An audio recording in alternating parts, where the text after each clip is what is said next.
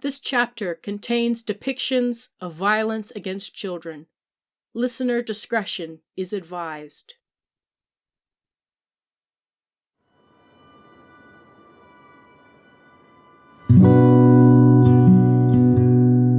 This is No Love in War, a story of Christian nationalism.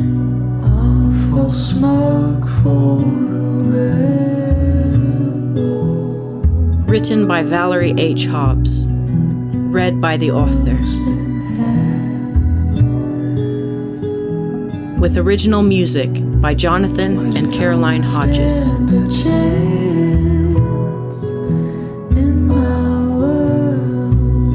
Originally published in open access print form by Mayfly Books.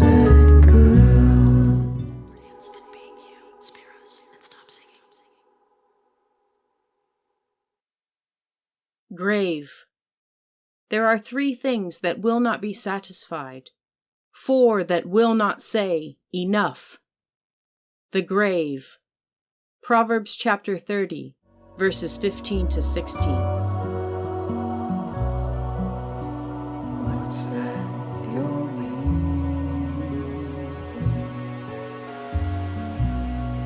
About the bed where you sleep.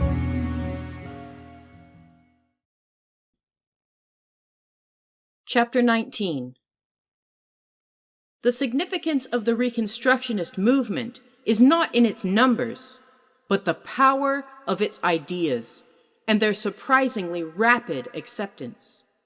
Many on the Christian right are unaware that they hold Reconstructionist ideas.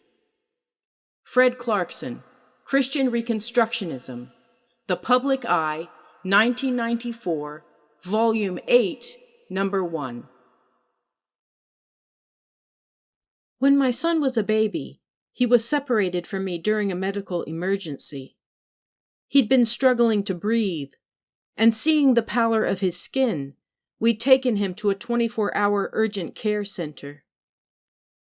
The treatment they gave him there didn't work quickly enough.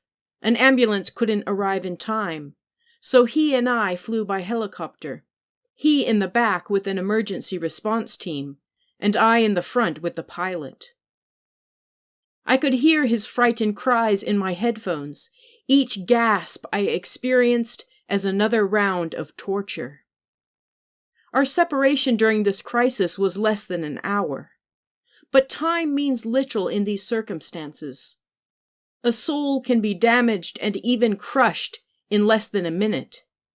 Even the whole world can be destroyed in a moment, in the twinkling of an eye. I will never forget the look of his little face when we were reunited, when I spotted him set on a hospital bed in the corridor, his eyes damp and searching, desperate, empty in their loneliness and despair. I called to him while I was still far off. I held him tight, and didn't let him go the rest of the night and for days after, urgently remaking for him a sense of safety, reconstructing his home in my arms. For some time after, he screamed when separated from me, even when left with the kindest of childminders. When he began walking, he kept one set of fingers firmly latched onto my coat, my skirt, my shirt. I called him my little elephant. When at a playground, a park, with friends, he'd pop his head up every few minutes, orienting himself again to me, calculating my position and his, mapping the space between us, he the roving spacecraft, and I the mothership. Sometimes he'd forget, and I could see again that quick and familiar flash of relief when, having suddenly sensed the threat of separation, he was able to catch sight of me quickly.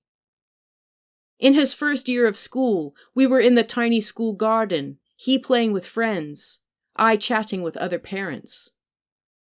In his usual way, he looked up, and unable to locate me straight away, he panicked at the possibility of another abandonment.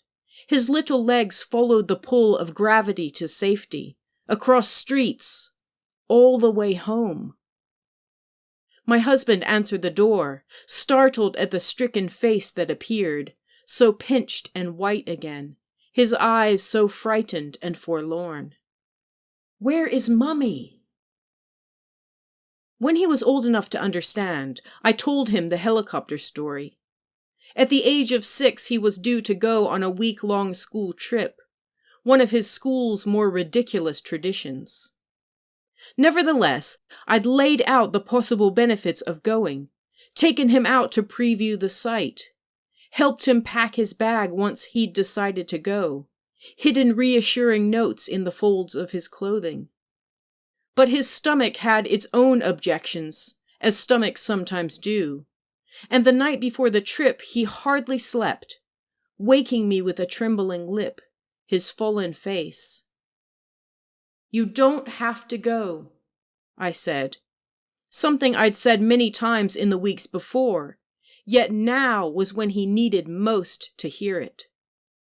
Again, I witnessed his features immediately shift to relief. We talked that week about the possible source of his fear, the slow rebuilding of trust and safety. "Maybe this is why you feel this way. There's nothing wrong with you. You will be okay in time. I'll show you the way. I'll be with you through each and every step to surety." Almost everything I know about the place of my birth I found online, though I strongly suspect my brother and I were separated from our parents not long after being born. Some of this story I sense through the language of my body. One of my earliest memories is taking children's Tums tablets multiple times a day, swallowing too many chalky spoonfuls of liquid Mylanta. The cure often seemed worse than the condition. Other fragments of my story are recounted in items we took when we left the Pacific Northwest. Mucklucks, boots made of animal skin, which we eventually stored in the attic of our first house in green metal military chests, along with a few photographs, archived in clear plastic pockets in several old flip albums that sat on a shelf in our living room, sometimes on our coffee table, eventually in a closet. A few pictures stand out in my mind. One of my older brother in a thick snowsuit and solemn expression next to a sled. Another shows me sitting on a bed in our cabin, grinning widely. In another, I am sobbing in a group of children. "When you were a baby, I simply told you to stop crying, and so you did," my mother has often said. She sometimes alludes to further details, the structure of the community I came from, its downplaying of family life. "After having children, I felt this deeply," she says, stopping there just on the edge of a fuller telling. In 2019, as part of their series on cults, People magazine profiled the Movement of God, a path to salvation founded by Sam Fife in the 1960s, more often referred to by followers as The Move. The documentary contains footage of former followers reflecting on their time in the move, prompted by Fife's vision that the world was coming to an end, that Fife alone could lead the people in righteousness because of their foes, make their way straight before God, ensure God's special protection for his most special people. "You finally found the preacher that's got the spiritual courage to stand up and call it like it is," Fife preached. One former follower summed up his message like this: "Our family and a very limited group of people were to be the final people that God was going to save when the world ended, and that group of people was going to be rulers of the world with God, sitting at his right hand." Fife's vision followed on from a series of post-World War II Pentecostal revivals, born out of a longing for an outpouring of the Holy Spirit onto a spiritually parched people. This became known as the Latter Rain movement, marked by a belief in human ability to harness divine healing, including deliverance from sickness, and the appearance of the Holy Spirit via supernatural signs such as personal prophecy. Though Fife's mission was not officially recognized by other adherents of Latter Rain, he nevertheless adopted much of their hermeneutic, including their vision of a victorious and overcoming church as a mark of end times. Fife preached elite dominionism, a path towards sinless perfection, paved with the usual pedestrian rules about hair length, clothing, and social associations. Ambitious men such as he are predictably uncreative, forever dull in their destruction. Yet Fife was particularly delusional in constructing a system of retribution for rule violators. Perhaps we have to give him credit for that. Any disobedience, any sign of so-called worldliness, Fife attributed to demon possession, which he and his carefully selected posse would expel through prolonged ritual exorcisms, often involving humiliating violence with a paddle or a whip. Those who showed no sign of releasing their demons, these they beat mercilessly. One such exorcism was recorded on a cassette tape, then passed around triumphantly among the followers, a sign of the success of their maniacal methods. Fife's voice is indescribable, though I've tried again and again to capture in words its pitch, its intensity, its otherworldliness. I've heard only one other voice since that brings his to mind, that of R.J. Rushdoony. Certain things defy language. We can perceive the characteristics of their substance only by employing other senses. Some children horrifically abused in these violent episodes report that their parents not only knew about the harm they suffered, but some also stood by impassively as Fife's disciples battered their own flesh and blood. Some even joined in, eagerly and viciously. One girl, 10 or 11, was raped multiple times by adult members of the move. When another child, a boy, reported it, quote, "She was treated like it was her fault. She was guilty and was severely beaten with a strap because she was considered as a participant rather than as a victim." This cruelty started as early as the first days after birth, since, in Fife's sadistic mind, infants possessed the same nature as demons. Witnesses report that children were separated almost from their very first minutes, away from their biological siblings and parents, a purposeful undermining of any blood bonds in favor of community loyalty. A board of education was the name given to a wooden board used for hitting children, and a child's backside was known as the seat of learning. About his own daughter, Fife said, "Better for her to have red welts on her back end than to have scars on her soul."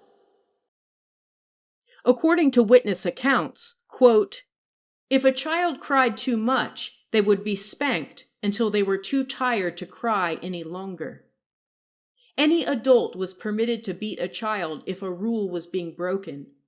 An adult was anyone who could get away with it. I remember 13 and 14-year-old girls hitting babies, covering their mouths till they stopped crying, even if it meant waiting till the baby turned blue and simply stopped crying because they had stopped breathing." At some of the movement's locations, victims were tied into bed at night. put into ice baths, force-fed, and subjected to all manner of psychological torture.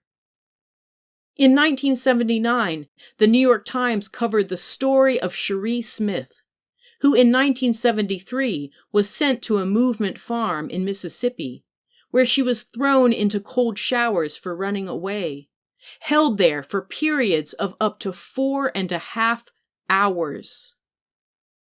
One teenage girl, sent by her parents to another MOVE deliverance farm for demon treatment, was cruelly beaten and isolated for many months, until her captors tried another tactic, recruiting her as one of their special pets. After this, she was trained as an accomplice, groomed to participate in her captors' torture of other captives. One of her duties involved tying a mentally ill woman into bed each night. "I could make my life so much easier if I would just give in," she admits in the documentary. In this and other ways, leaders of the MOVE manipulated its members into complicity, exploited their impulse to survive, burdened them with their own malignance, sharing that special guilt that suppresses complaint and challenge.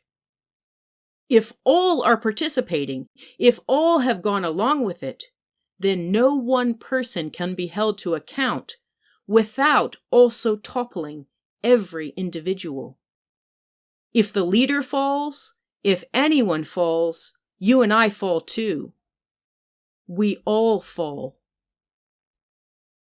By the 1970s, Fife had begun preaching his wilderness message, prompting thousands of his followers to commit all their worldly belongings, their bodies, and their souls to a number of end times communal farms in Canada, Colombia, and Alaska, with thousands more members across the globe in Uganda, Ireland, northern Mexico, and Brazil. Upon arrival, all belongings were sorted into piles, and anything not deemed useful for communal use was destroyed, sometimes burned as a mandatory show of commitment. This included any keepsakes of the past, even baby photographs. The day of the Lord would come like a thief, and the earth and its works would be burnt up. The former things would not be remembered, nor would they come to mind. In 1973, my parents, then unmarried, fled the coming apocalypse to Alaska with a group of fellow zealots whom they'd met at Campus Crusade, and began the excruciating work of clearing the land and building shelter before winter came.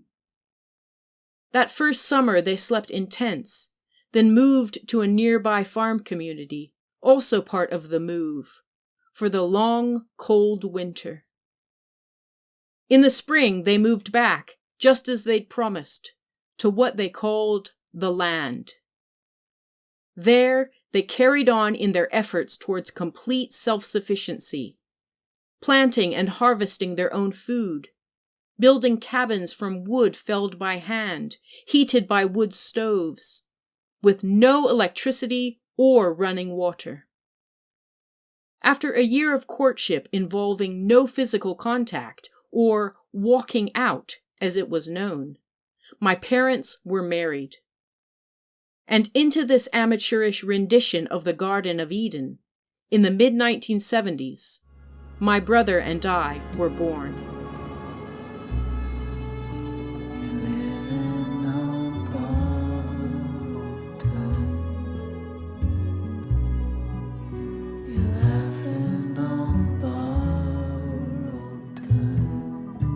This has been No Love in War, a story of Christian nationalism. If you have appreciated this free audiobook and would like to make a donation to the author, please visit this podcast's Spotify site.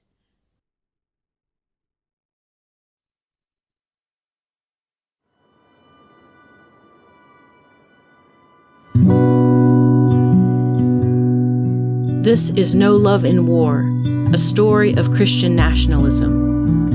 Awful smoke for a rebel. Written by Valerie H. Hobbs. Read by the author. With original music by Jonathan and Caroline Hodges.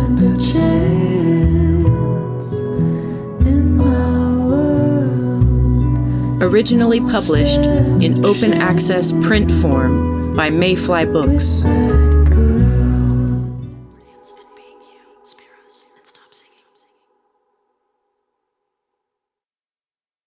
Chapter 20.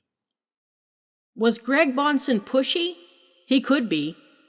Was he harsh? Sometimes. Was he argumentative? That was his job. But he was not alone. If you are familiar with the great biographies of our great heroes of the faith, you will know that their detractors had the very same things to say.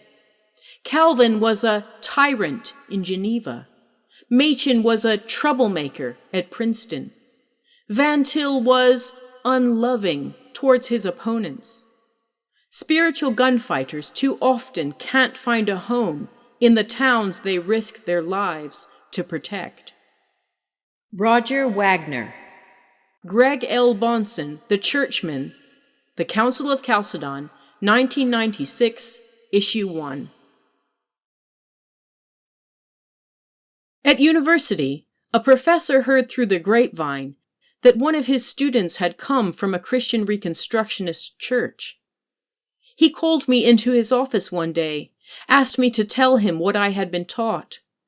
What was the philosophical and theological substance of this movement, its ideas? What motivated my pastor? I'm so curious, I really want to understand, he said. I can't remember how I answered, really. Some bland recitation of basic tenets, like some factual recording in a museum audio exhibit. The non-partisan message one performs for an unpredictable, untrustworthy audience. He seemed satisfied. My curated data presentation must have been what he wanted to hear. Like so many others, he'd asked the wrong questions. Sought only pointless answers that merely relate the history as men would tell it, as men remember it, from men's perspective. Leave no trace, we're told, when hiking, camping, working outdoors. The world is in some ways better without us human pollutants, so the thinking goes. So we preserve, pick up after ourselves, show respect for the locals, leave what we find, minimize our footprint. In so doing, we aim to show love and respect for our planet.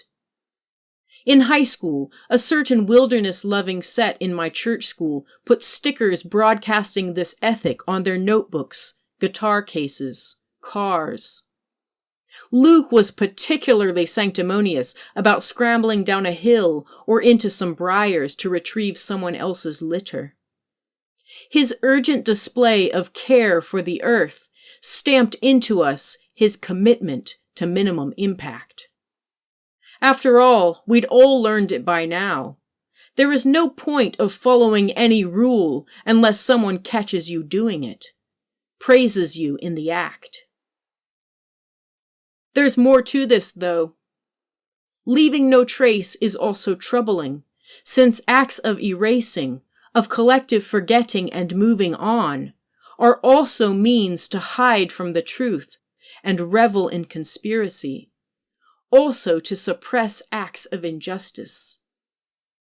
Leave no trace is, after all, also the slogan of the criminal, the human trafficker, the slave owner, the rapist, wiping his fingerprints, cleaning the crime scene, removing any identifiable fibers or cells that might link him to a particular place or person, as if he was never there. As if. An abuser may coax his victim to tell no one, to cover up her bruises, to participate in the erasure of what he did to her. Now it is what has been done to her. Action without agency, crime without a perpetrator. Eventually, even he forgets. He moves on, exercises the privilege of erasing, of disremembering, that brutal form of invisible secondary violence. Someone stole from you. A person hurt you in some way. You have been stolen from. You have been hurt. It is now as if no human being but you were ever on the scene. The wounds exist without the one who wounds. They are no longer even wounds. Your wounds are just you. This is how it happens.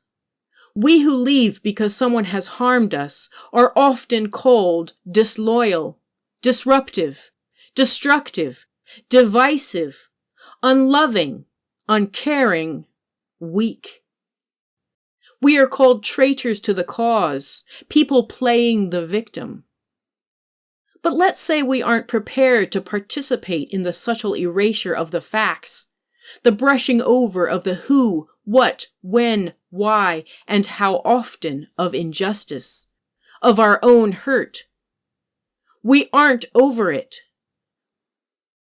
The signs of violence beaten into human flesh haven't healed because no one has bandaged them. No one has ensured the perpetrator won't reopen them. Now, in the sight of those we leave behind, we are ragged, bloody gashes, unpleasant, unpalatable.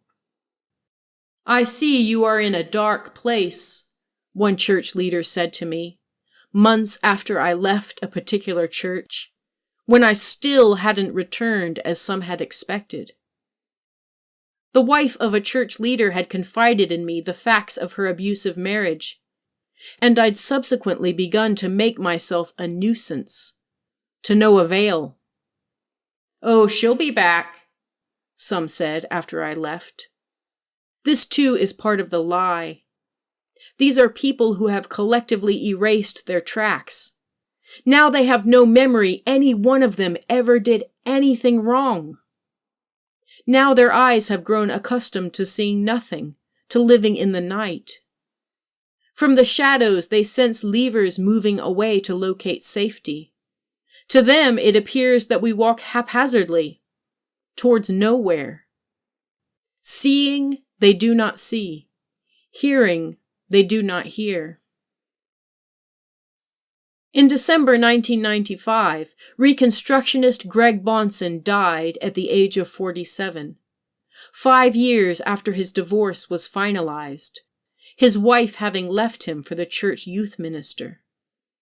The following month, our church school magazine published a special issue in his honor. 5 articles chronicling his importance in our movement, considering his significance from every angle. Greg Bahnsen as teacher, as discipler, his growth in trial, as good and faithful servant. In Roger Wagner's piece on Bahnsen as churchman, he includes this line about Bahnsen's relationship with his wife, Kathy Wade. His, quote, abandonment by his wife and a resulting divorce, and then the agonizing failure over years to carry out effective church discipline in the case. Life as a single parent. Bahnsen's son David also, in a 2015 article in memory of his dad, similarly praises him. Greg Bahnsen, the pastor. Greg Bahnsen, the person. Greg Bahnsen, the Kuyperian. Greg Bahnsen, the, quote, forbearing husband. And while obviously not a perfect one, he had a threshold for pain in a relationship that exceeds beyond what mere mortals should have to endure. Reading this one-sided account of the marriage breakdown of one of our movement leaders, Bahnsen as acted upon, Bahnsen as abandoned, as single parent, I recall one evening in the late 1980s or early 1990s, at one round of our community's Atlanta Christian training seminars. I found these lengthy events immensely dull. Usually my friends and I would pass notes along the row of chairs, doodle on our notepads, stare at our watches. I once dropped one such note. It fell just behind my chair, and our youth leader's wife handed it back to me, along with a whispered rebuke. "Remember that it is a privilege to be here," she said. Yes, there was that P word again, one of many in our church school's gaslighting repertoire. We were all so lucky to be there, and don't you forget it. #blessed. But at some point during Bonson's seminar talk, on what topic I can't now recall, my head suddenly shot up. My ears took in every word. From the pulpit, he, one of our dear leaders, gave himself over to tears, speaking suddenly off the cuff, at least it seemed so, about his divorce, confessing to us his failure to meet his wife's relational needs.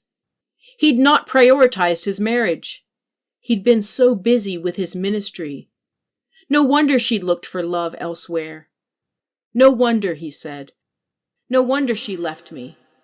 No one must blame her. In the confines of our community, this was the first time I'd ever heard any man talk about spousal neglect. The first time I'd ever heard a woman's internal life acknowledged, her perspective hinted at. Still, I was suspicious of tears from any pulpit. Also, this woman's life was still being passed through the filtering lips of a man. Again, here were men talking mostly to other men about a woman. And now, thinking back, how can I possibly square Bonson's public confession with the accounts of his attempts at church discipline, of his own wife and the youth minister, and not of himself? Who disciplines the man in charge, whose own self-importance is the catalyst for the destruction of his relationships? But even so, at the time I thought, what is this? This way of talking was something slightly different. Afterwards, I walked up to the front where Bonson stood. I didn't have anything to say. I cried a bit, and I didn't give the reason for my grief, as I myself didn't know it. I couldn't explain why I had experienced his words so viscerally. I remember he said only, There, no need to cry." A man's dismissive faux comfort in the face of uncomfortable, so-called female emotion. Disassurance posing as reassurance. Discouragement pretending to be encouragement. He had cried. Why shouldn't I? Why were my tears wrong, but not his? I said nothing more. That was all. No one around me spoke about any of this again. We talked about Bonson after that in terms of his theological convictions, his apologetics brilliance. The rest we deleted. We forgot. After he went the way of all the earth, we then retraced, rewrote what had happened through the lens of Bonson's heroism, his endurance, his faithfulness, his long-suffering, his growth in trial. He was the hero we needed, the man we championed, our example soldier. As for his wife, one Bonson fan would later denigrate her as emotionally and spiritually unstable. Bonson's marriage to her a lapse in discernment. His wife was unfaithful and eventually left him, as yet another man wrote. Yet some traces of another side of this sad story remain. In the middle of a timeline produced for the minutes of the 1993 General Assembly of Bonson's church denomination, are these extraordinary lines from a letter written by David Arnold, the man who helped Bonson's wife, Kathy Wade, leave him. I do confess to having helped Kathy to leave California. I have explained to you the explanation, not excusing the choices and deeds, that I had reason to take seriously both her contemplation of suicide and her claim that she was going to depart. Contemplation of suicide. Such words surely raise in any sensitive soul so many vital questions about Kathy's mental and physical health, the reality of her marriage and home life. Yet the recorded minutes contain no indication that anyone other than David Arnold took seriously Kathy's hopeless state. In the pages that follow the excerpt of his letter, there is no expression of concern for Kathy's well-being, nor even a comment acknowledging it. In and amongst so many details of urgent and at times extreme attempts to locate this woman who dared to leave, and the man who assisted her, to rebuke them, driven by the singular desire to help her to return to the place from which she ran. Reading these documents, we learned that in April 1990, 1 year after Kathy left the Bonson home, quote, after trial in absentia, she had continued to refuse to communicate with the session. Mrs. Bonson was excommunicated by the session. The General Assembly of the Orthodox Presbyterian Church later ruled that any disciplinary action against David Arnold, whom Kathy went on to marry, could not continue on procedural grounds, his having requested to be removed from church membership prior to being put on trial. So the two were erased from the records and from our recollections. Years later, Kathy's son would summarize his mother's desperate flight like this. 20 years nearly to the day later, after her marriage, she left him and his kids, yours truly included. And that was the end of that. So the enemy comes to its end in perpetual ruins. The very memory of them has perished. There were other things like that, plenty of them. So many I can't possibly tell them all. The year following Bonson's death, in April 1996, friends of Roussos Rushdoony, among them my pastor and Howard Phillips, founder of the Constitution Party, presented their mentor with a book of essays in honor of his 80th birthday. Among the essays was a brief biography by Rushdoony's son, Mark. Curious to me more because of what he left out than what he included. Any mention of his mother, Arda Rushdoony.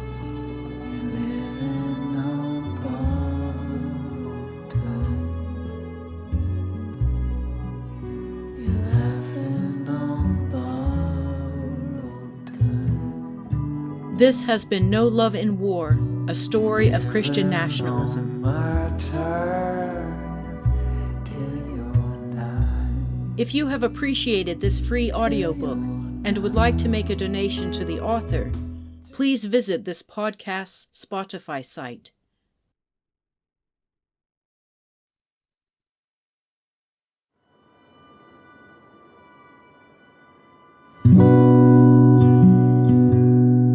This is No Love in War, a story of Christian nationalism. Awful smoke for a rebel. Written by Valerie H. Hobbs. Read by the author. With original music by Jonathan and Caroline Hodges.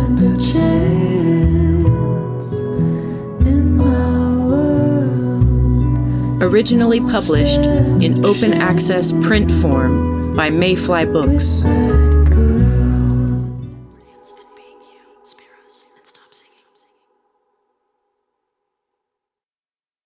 Chapter 21.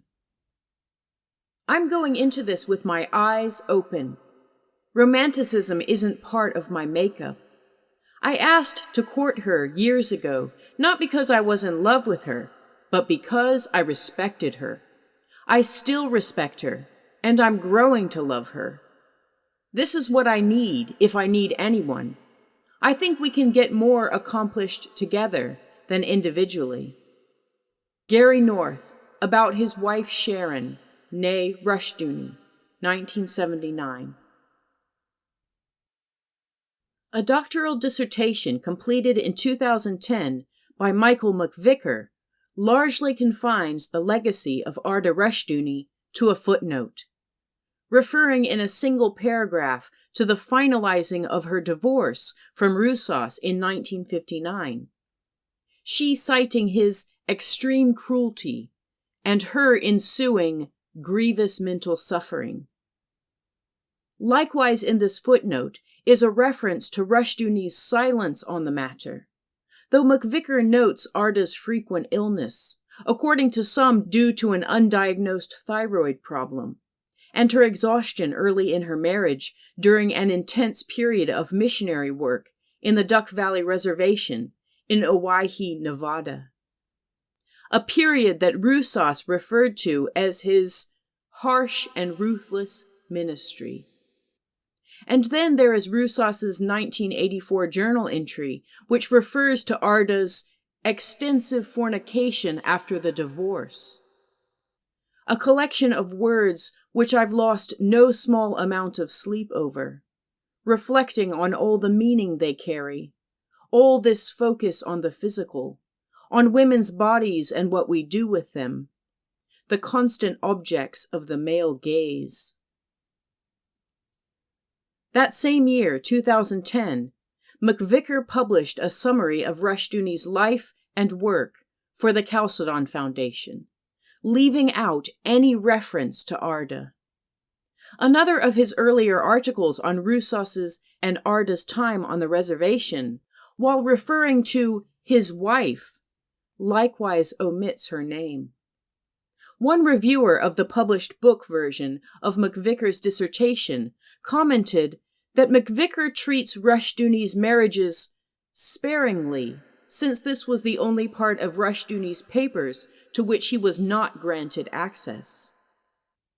McVicker himself is inconsistent about the extent to which he was able to view Rushdoony's meticulous records on this particular aspect of his life, referring in one place to his, quote, totally unfettered access to Rushdoony's notes, his, quote, unique access, downgrading this to, quote, largely unfettered access by page 11. Still, some were asking the hard questions. In 2000, scholar of the classics and former theonomist Dr. Thomas P. Roach published a detailed account of the, quote, theological aberrations and excesses of the movement, including a reference to Arda Rushdoony. Roach writes, quote, it is worth noting who the real first MIA is, namely the first Mrs. R.J. Rushdoony, who was divorced from the patriarch in 1956. So complete has been her damnatio memoriae that I have no idea what her first name is, whether she is still living, etc. All this despite the fact that she is the birth mother of all 5 of Rushdoony's children, whose apparent loyalty to their great father has meant total exile for their mother. And in 2013, a blogger called Jerry published a short piece about Arda the Invisible, including biographical details about her promising life before marriage, wondering what loneliness she might have experienced in her marriage. Jerry writes, as the father of Christian Reconstructionism and father of the homeschooling movement, Rushdoony greatly influenced my childhood. I wonder what she would say if she could speak to us about his character and beliefs. Below Jerry's post, one of Arda's daughters replied in the comments section, objecting to the entire line of questioning, arguing that she is rarely mentioned because of that pain, and in order not to dishonor her memory. Ah, yes, how often do we see the silencing of a woman's story justified under the guise of protecting her from gossip? Rushdoony had been divorced, as one reviewer of McVicker's book put it, but commendably, no salacious details of this episode are provided. I've seen women cry when uttering words like these. I just hate to see Christians speaking badly of each other, one elder's wife once said to me, through conscripted pools of tears. How horribly it hurts them so to be required to listen to certain truths spoken so plainly.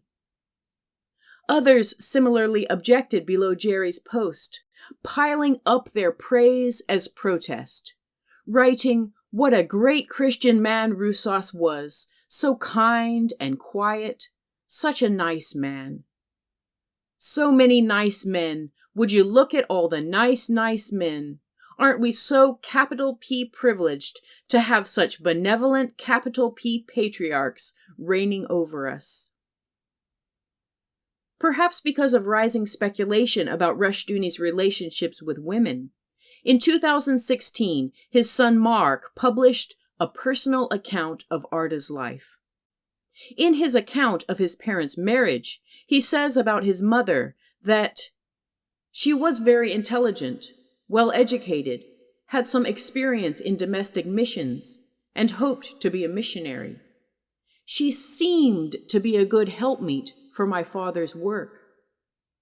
About 2 weeks after their marriage, my father awoke in the middle of the night to find Mom struggling to open their third-story window, threatening suicide. Only then did she reveal her family history of mental illness and her fears for her own sanity.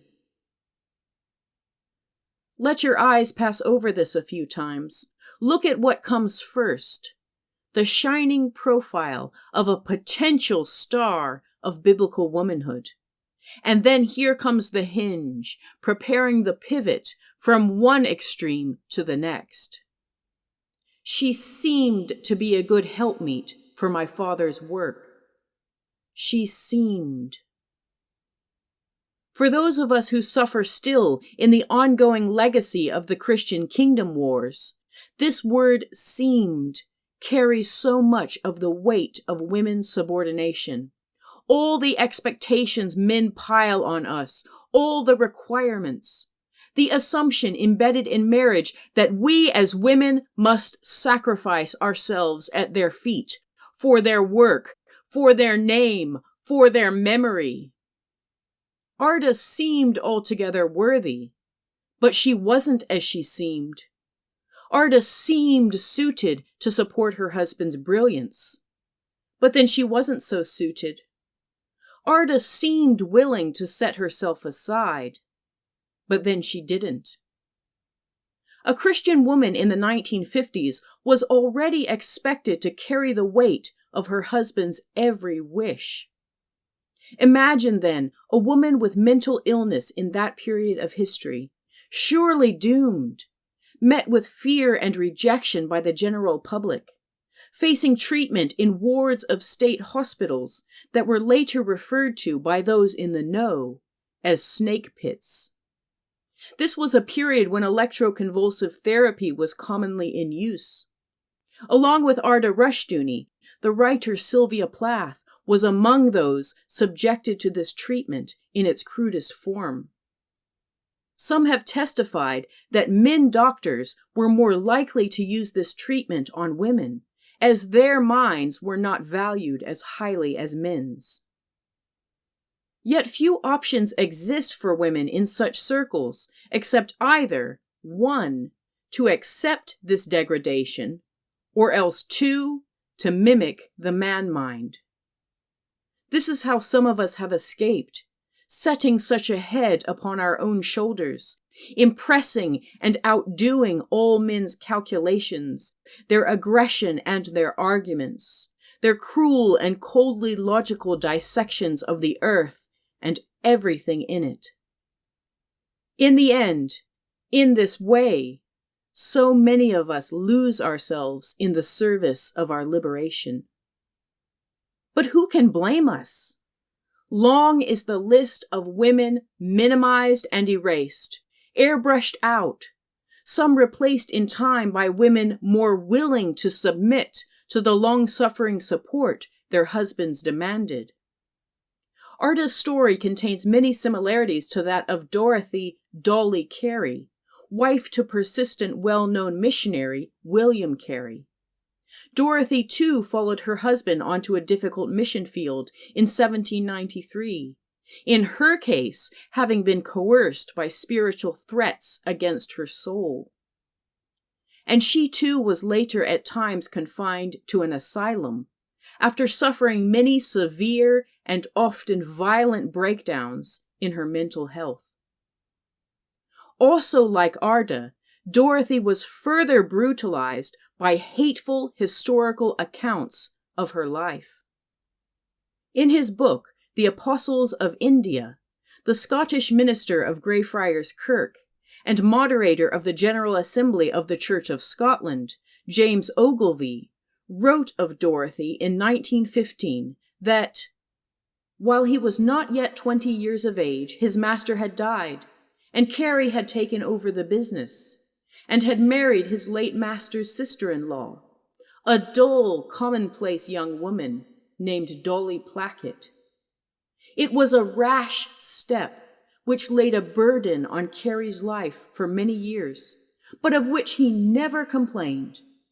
For poor Dolly Plackett, while quite a suitable wife for one who was a country cobbler, and nothing more, was deplorably unsuitable as a wife for one who was to be very much more.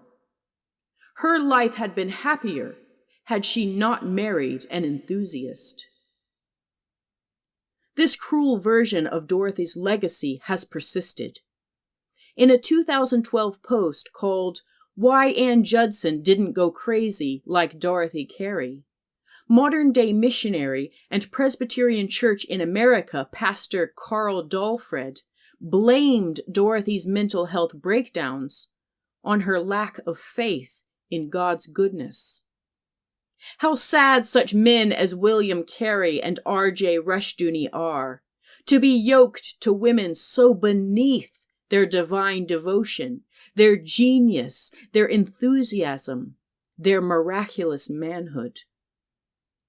Arda's son Mark wrote that his mom was always at her best when she had a task, and she embraced roles in church and school programs, sport and scout meetings. But as McVicker notes in his book, Arda's, quote, social activities led Roussos to regularly lament the amount of childcare and domestic work he had to do because he believed it impeded his studying and writing. By way of contrast, about Roussos's second wife, Dorothy, whom his children would go on to call Mother, Roussos's son Mark wrote in 2017 that, when he was not traveling, my father was writing constantly. My mother once chided him for doing menial, time-consuming chores, like watering trees with a garden hose, a waste of his valuable time, she said. We mustn't miss this assertion that ruthlessly diminishes women in communities like these, that a waste of a man's time is the best use of a woman's. After Dorothy's death, a friend would commend her for her emphatic reminder to wives everywhere that when a husband returns home from the battles of life each day, a wife should have him know that as he steps over the threshold, in his house he is Lord. Reading this weaponized woman's words again now, so many other stories come to mind. There was the time I brought some university friends home with me for the weekend, when my pastor had elected to preach again on Abraham's wife Sarah, calling her husband Lord. And so should we all. Afterwards, he walked past and shook all my friends' hands, his conscience completely unaffected by the violence of the words he had just stuck like knives in our backs, straight into our hearts. I was ashamed. I was complicit in his hate-filled words lobbed towards my friends. And after that, I never took any friend to church with me again. Then there was the time shortly after Joel the elder's son got engaged, when he came round to my parents' house, stood in my parents' kitchen, said his fiancée, daughter of another well-known Reconstructionist, had agreed to quit her paid job. It's best she learns dependence, and soon, since we don't want her to get used to working, he said. We don't want her to. Yes, these were his exact words. His wife-to-be already swallowed up into the we of the masculine marriage unit, already acting upon the female object her own self already set at odds with the marriage. If you give women an inch, they will claim a mile. They will ascend even unto the hill of the Lord. I was then already married, studying and working as a research assistant in graduate school, living at my parents' house on weekdays as it was closer to campus. I experienced Joel's words as a rebuke, though it was likely more of the same utter insensitivity and entitled obliviousness to the context of our conversation.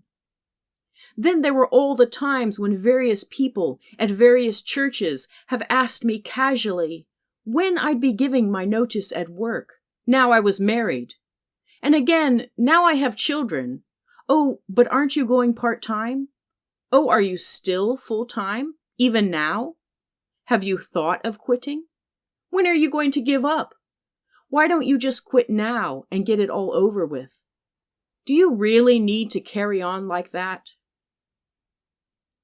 In his account of what he calls the painful years, Mark Rushdoony concludes with the affirmation of all but one of his siblings that Arda's mental illness was, in his view, the source of her many problems. But more terrible was the fact, according to him, that she took, quote, refuge in lies about Roussos's cruelty. Any sensible critic must ask themselves to what extent Mark's opinion of his mother is heavily influenced by the views of his father, who, years after his divorce from Arda, would publicly flesh out his perspective on mental illness, writing that, quote, insanity is an evasion of responsibility. Even more, it is a flight from reality. Ironically, Roussos's motivations for writing about this were likely completely unrelated to Arda, rooted instead entirely in self-interest, his own son-in-law Gary North having suggested he was insane. Train up a cold-hearted, self-centered Dominionist in the way he should go. Even when he is old, he will not depart from it. In all this, though Mark cites multiple documents, he relies most heavily on his father's version of events, his father's point of view, his father's interests. He seems never to quote his mother directly, nor mention the details of her complaints against her husband, telling omissions indeed. Nor does Arda's son, her own flesh and blood, fully factor into his thinking the state of psychiatric care in that period, the assumptions about women and their minds, the stigma associated with mental illness. And so, aside from Roussos's notes, summarized in his son's short series of articles documenting the subject of mom's mental illness and the divorce, aside from McVicker's scant comments on all this, very little remains in the public record about Arda, wife to a man who considered family the bedrock of God's kingdom. And in his tribute to his father, written after his death, Mark Rushdoony once again erases his mother.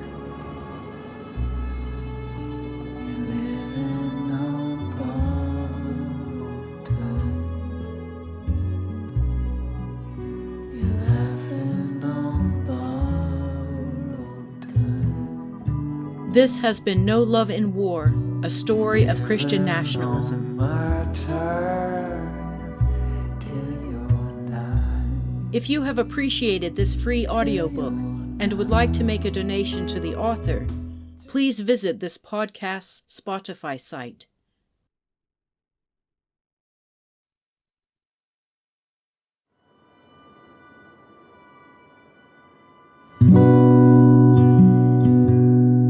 This is No Love in War, a story of Christian nationalism. Awful smoke for written by Valerie H. Hobbs. Read by the author. With original music by Jonathan and Caroline Hodges.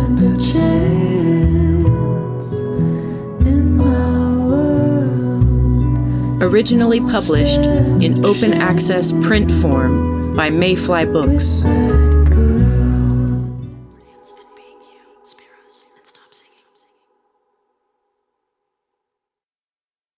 Chapter 22.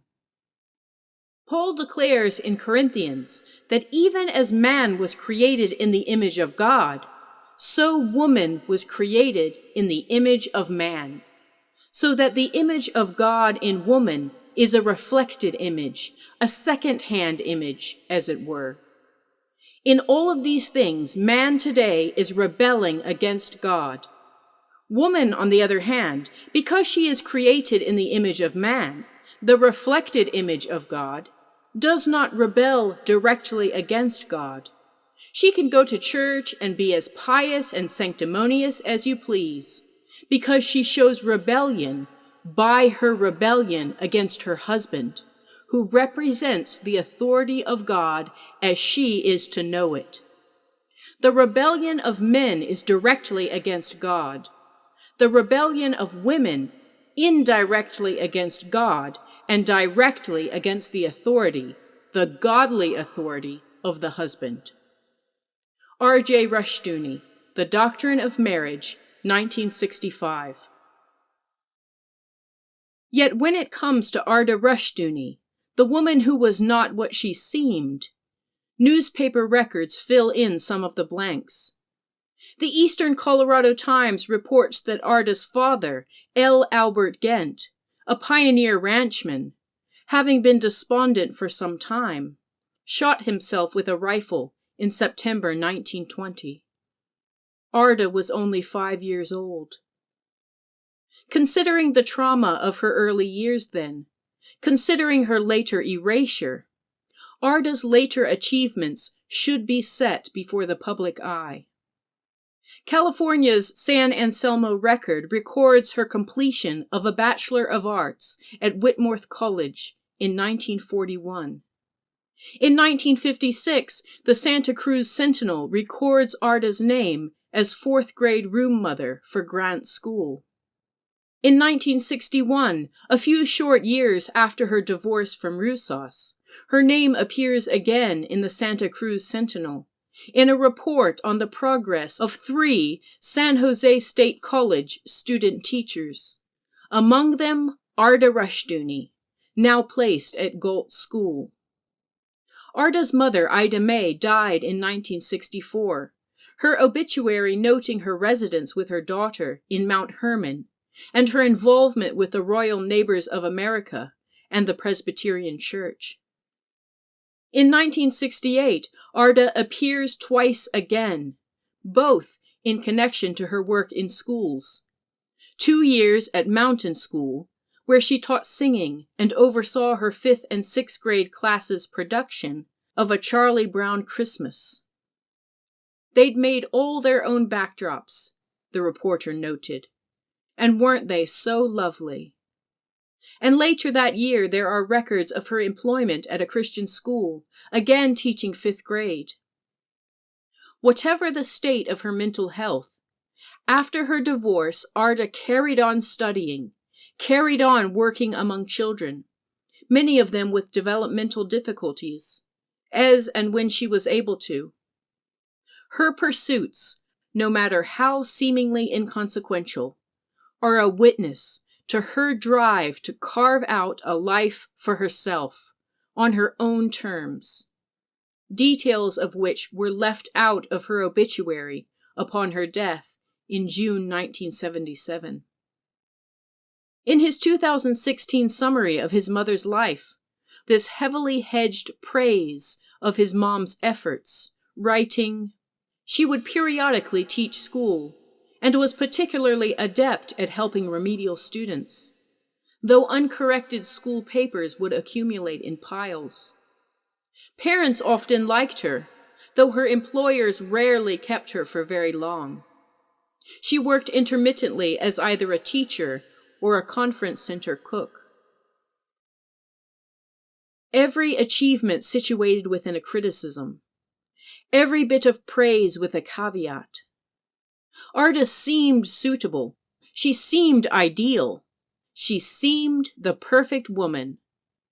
But for those intent on modeling their own chilling theocratic vision before the world, Arda wasn't enough. Records of Rushdoony's second wife, Dorothy, are likewise carefully curated by those who wish to limit any visible trace of the violence and corruption of the community that shaped and damaged so many millions of lives, including my own. Dorothy was married before Roussos to a man called Thomas Kirkwood, with whom she ran several businesses, including one called Live Oak Yardage. Thomas was a deacon and an elder at 2 churches Rushdoony pastored. His suitability for these roles significantly undermined, beginning in 1960 at least, when Roussos recorded in his notes that Thomas had moved out of his home with Dorothy and was considering divorce. Mark Rushdoony documents some of this, but neglects to mention other relevant details, including what newspaper records indicate, that Thomas went on to marry a woman called Bertha May, who divorced him in 1966, citing, just as Arda had about Roussos, extreme cruelty. Dorothy and Thomas had one son, Tom, who periodically appeared in newspaper records, first as a victim of violent assault in 1964, and then in connection with check forgery, for which he was arrested several times and eventually incarcerated. Just as I never once heard the name Arda growing up, neither did I hear the names Anne Lawrence Sith, nor Anna Tryggvatiger, the first 2 wives of our pastor's favorite congressman, his brother in arms. In all the praises heaped upon dear Larry McDonald, the quote, most principled member of Congress, we never once heard even a whisper about how he divorced his first wife, Anne, after meeting the woman he'd leave her for, the Icelandic daughter of a wealthy industrialist. This second wife, Anna, would later accuse dear Larry of adultery and with beating her with a garden tool when she was pregnant. At the time of their divorce, Anna told the judge that MacDonald had denied her sexual intimacy for 5 years on the grounds that Christians are all soldiers in a Third World War, and, quote, people do not make love in wartime. Lies! All were lies, according to MacDonald, who of course objected, of course insisted, exclaimed, proclaimed, this was nothing but a diabolical attempt to assassinate his character. One man against the devil. MacDonald was later briefly jailed after his second divorce from Anna, for failing to pay child support for his 3 children, a sentence which, according to him, was only more evidence that the judge and his rivals were working together to disarm and discredit him. The communists are out to get me. It's me versus them. Do you see how the world hates me? Do you see now what I'm talking about? Oh, how alone I am in my righteousness. Brother Larry went on to have 2 other children, a son, Larry Jr., and a daughter, Lauren, with his 3rd wife, Kathy. And as far as we church school kids knew, these were his only children. His one and only known son, Larry Jr., mentioned in certain summaries of his dad's life after his death, homages which popped up in various places. As for our church school's local newspaper, it reported that Principal Larry died without a will, leaving Kathy to file a petition with the court for access to his estate. $375,000 per year, quote, to maintain a lifestyle to which his children are accustomed. Apparently, Larry was too occupied with setting the world to right to devote any of his valuable time to such common things as setting his affairs in order. Like blogger Jerry's, my church was part of a network of churches across the country that held up men like Larry McDonald, like Roussos Rushdoony, like Greg Bonson, as demigods in the war to reinstate God's law in the United States. Even to this day, all such men, together with my pastor, are spoken about in certain circles as men of impeccable character, men of integrity. If and when we hear any stories about them, when they have been introduced to us at conferences, in Sunday worship, all details are carefully curated, all their potentially noble qualities and acts collected and gathered together like gold jewelry, melted and cast into images for worship. And still, some continue to challenge any of us who ask questions about these heroes.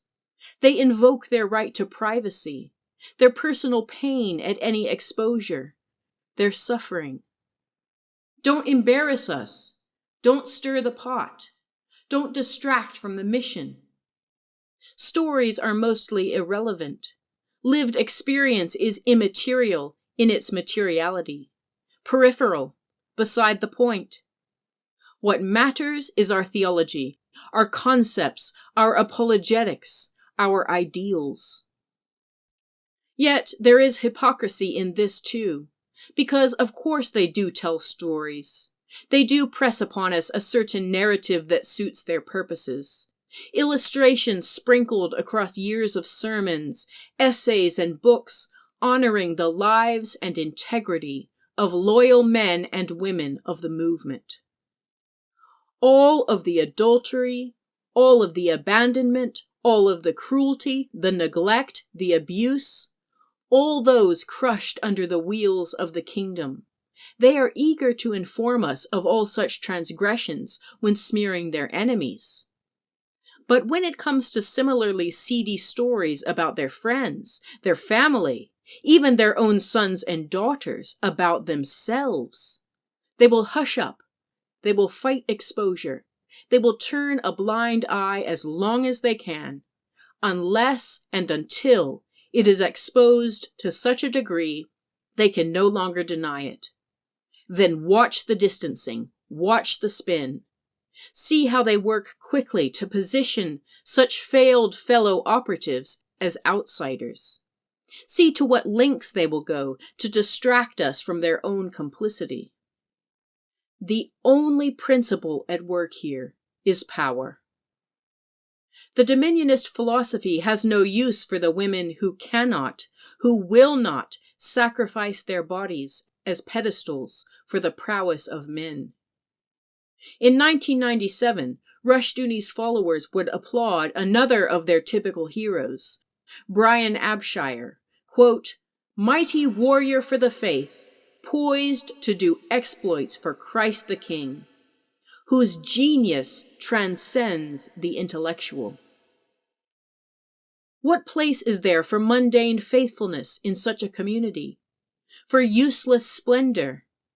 Or better yet, what place for being a woman, a minority, anyone off-center amongst all those clamoring for a certain mold of excellence, hoisting onto the backs of everyone they know the impossible burden of so many expectations? Nothing less than an ableist, classist, sexist, racist model of achievement. I struggle against the irony attached to my own life in all of this, that in my haste to escape, I too ran their race to the pinnacles of intellectual prestige, using the only tools to hand I had, the ones they'd pressed into my hands. This selfish sport has no winners. Whenever I have come across these people from my past, before any words pass my lips, they are already eagerly informing me of my peers, their children's accomplishments. In their eyes, my every step forward is a challenge to their own worth. They imagine I'm nearing the finish line now. Whatever I've done, they'll say they've done better. Whoever I am, they are more. Do you not know that those who run in a race all run, but only one receives the prize? Make no mistake. Among such people, this one runner is not Jesus. In this bloody battle for the crown, it's every man for himself, and every woman for every man. I want nothing to do with this anymore. I see now the true revolutionary life is the one lived in the quiet and contented places, those which to kingdom warriors seem distastefully ordinary and unremarkable. People of compassion, people of gentleness and generosity, people who desire little else but peace on earth, and amble only towards that end, goodwill to all humans they come across. Perhaps in writing about such rare gems, I've subverted the very wonder of their existence. Perhaps I should leave them undisturbed in the revolution that is their obscurity, as a statement against the endless measurement of every human life. Let me be clear, then, that I want no part in constructing monuments to them, to equal those of self-important men.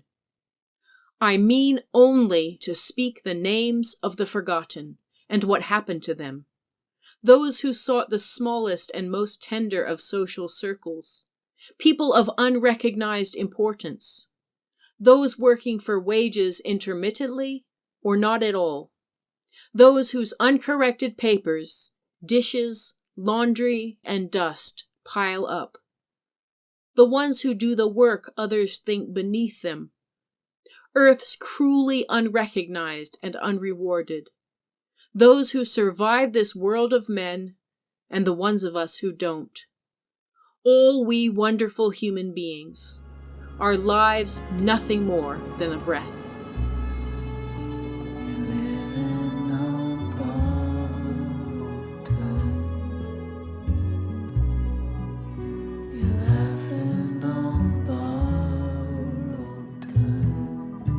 This has been No Love in War, a story of Christian nationalism.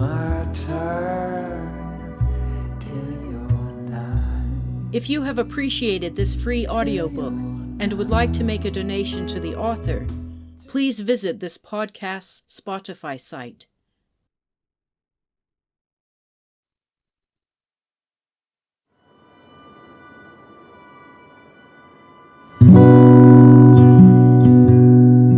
This is No Love in War, a story of Christian nationalism. Awful smoke for a rebel. Written by Valerie H. Hobbs. Read by the author. With original music by Jonathan and Caroline Hodges. In my Originally published in open access print form by Mayfly Books.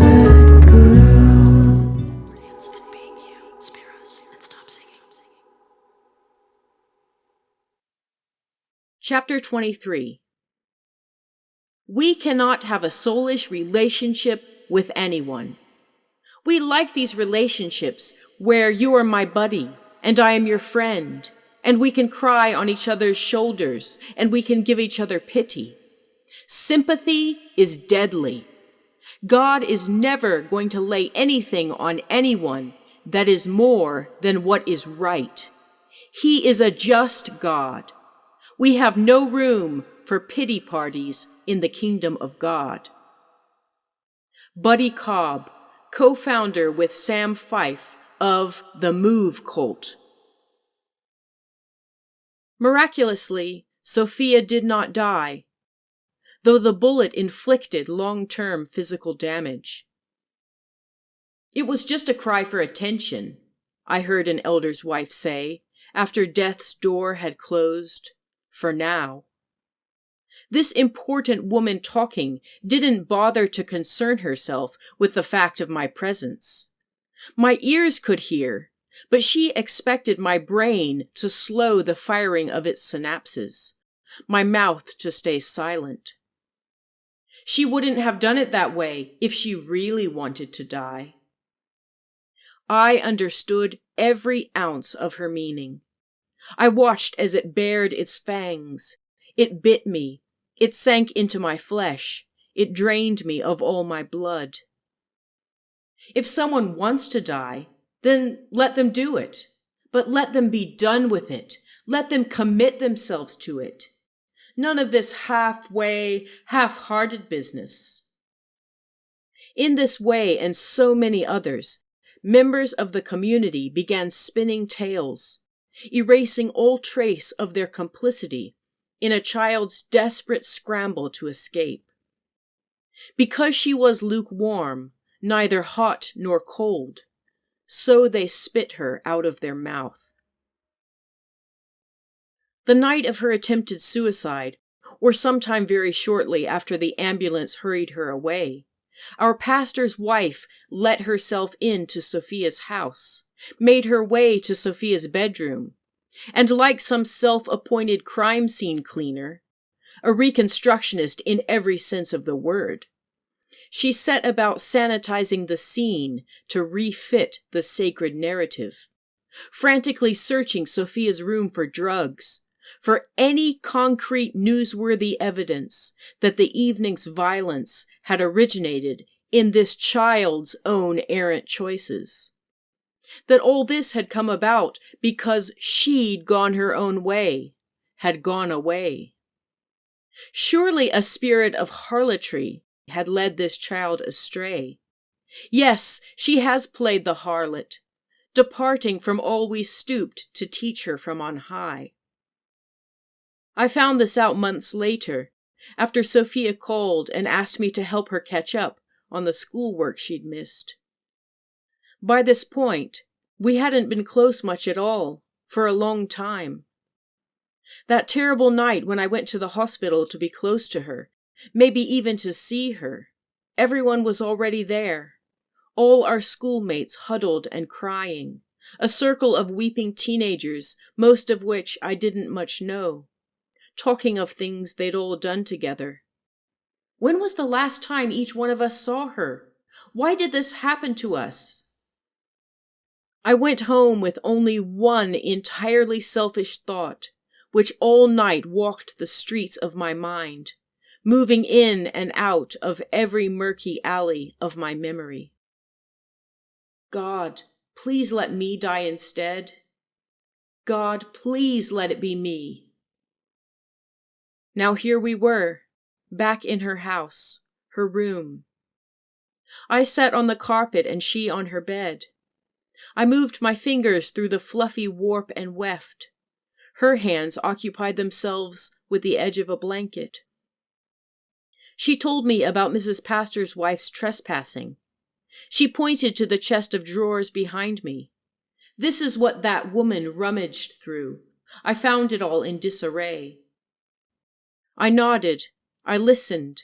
I gave her all my school workbooks, all of them already completed. Just copy all my answers. What even is the point of all these rules that end only in our sadness? We had something between us which we could pick up easily, some shared understanding which had bobbed along through all the peaks and troughs of our connection. We were near again, briefly. We laughed in our usual way about something I can't now remember. I sat still in the presence of her bandaged body, and the benign spirits of all our previous times together, that hovered without judgment about the room. After a short while, I left. Sophia invited me over a few times more after that. We listened to music and danced in her room a few times, just the two of us. Not long after, she started attending another school, and I rarely saw her again. Through her, I learned something of the comforting strata of an old friend.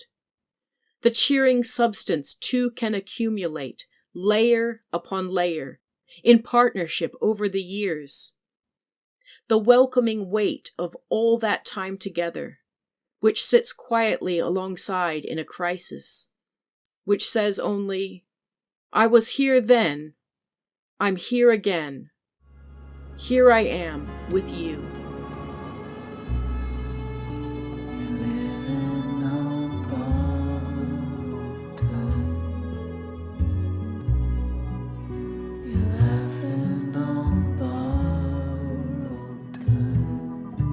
This has been No Love in War, a story of Christian nationalism.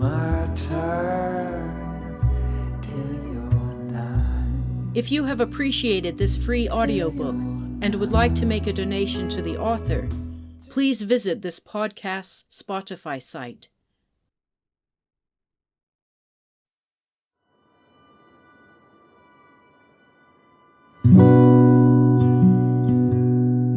This is No Love in War, a story of Christian nationalism. Awful smoke for Written by Valerie H. Hobbs. Read by the author. With original music by Jonathan and Caroline Hodges.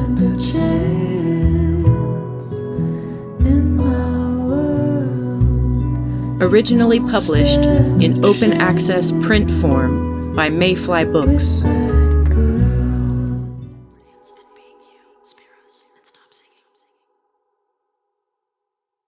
Chapter 24.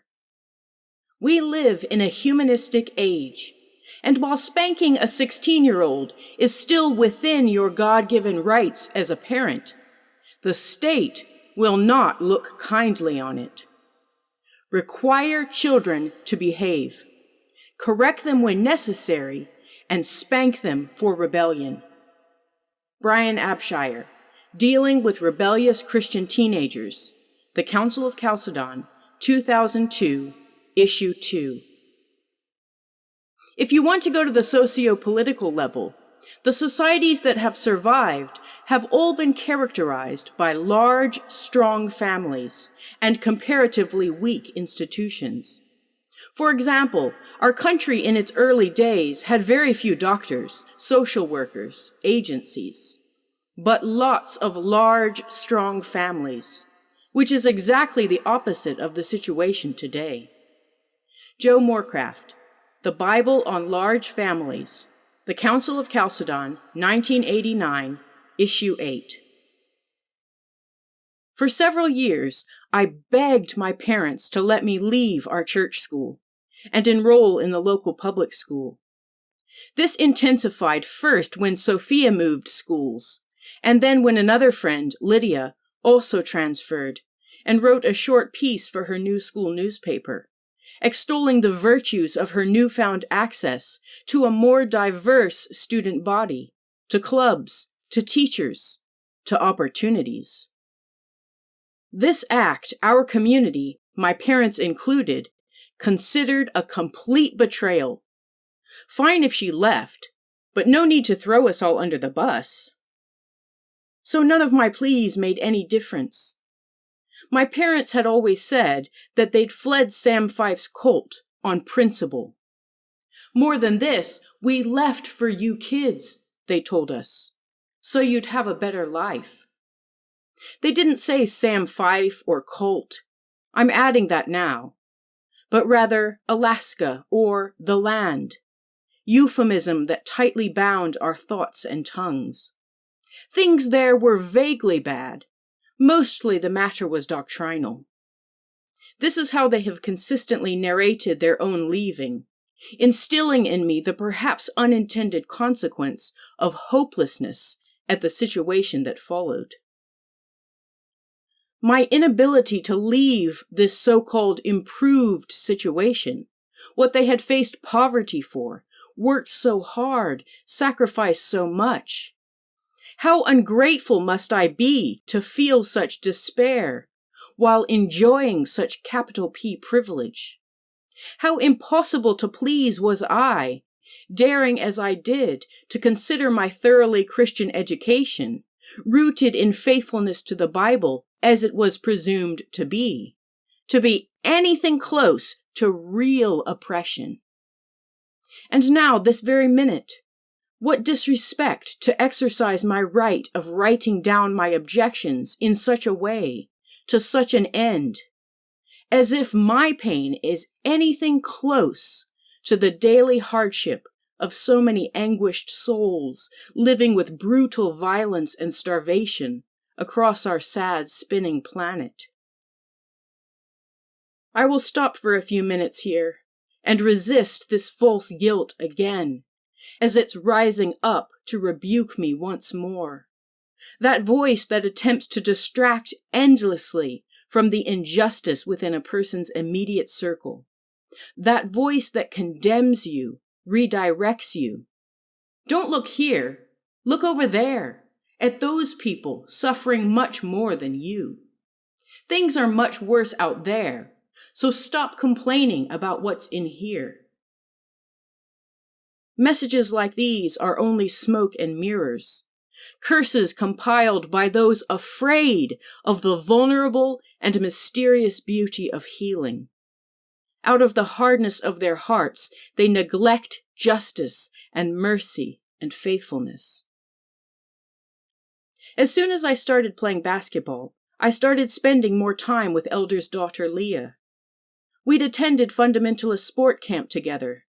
Now we shot hoops every spare minute, before and after school, at weekends. She and I, together with Jenny, traveled for a week with the headmaster and his wife, as a prize for being the first members of the carpool patrol. When first I got to know her, she lived in a little house in the woods not far from Jenny's, at the end of a long and winding driveway. Most of us lived a considerable distance from our church school, perhaps a semi-conscious show of our apathy for anything local. But Leah's family was furthest away. In traffic, the drive to school took her mother at least an hour, sometimes more. For nearly all of us, and especially through morning commuter congestion, every journey was a recommitment to leaving neighbors behind, to the coming out from far-off lands, the gathering together from all corners of the sprawling city, up, up, up into our temple made with hands. All the more time to listen to Christian talk radio, made possible by the American Family Radio Network, 91.5 Kingdom FM, Money Matters with Larry Burkett, James Dobson's daily advice spots. We moved seamlessly from messages about earthly prosperity, our certain reward for diligent obedience, to the hallowed halls of heaven on earth that contained our church school. The further we drove to get there, the greater was our display of devotion to this one good church and school, amongst all the churches and schools that our cars and their occupants rejected as we passed by.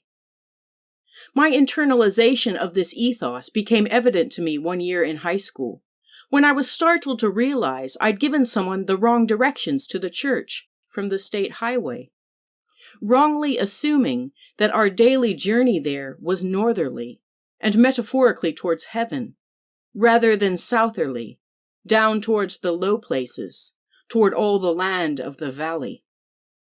Did we not look down from our holy height, from heaven gaze upon the earth? In late October 1990, the National Association of Evangelicals, NAE, met with President George Bush to discuss the administration's deteriorating relations with the evangelical community.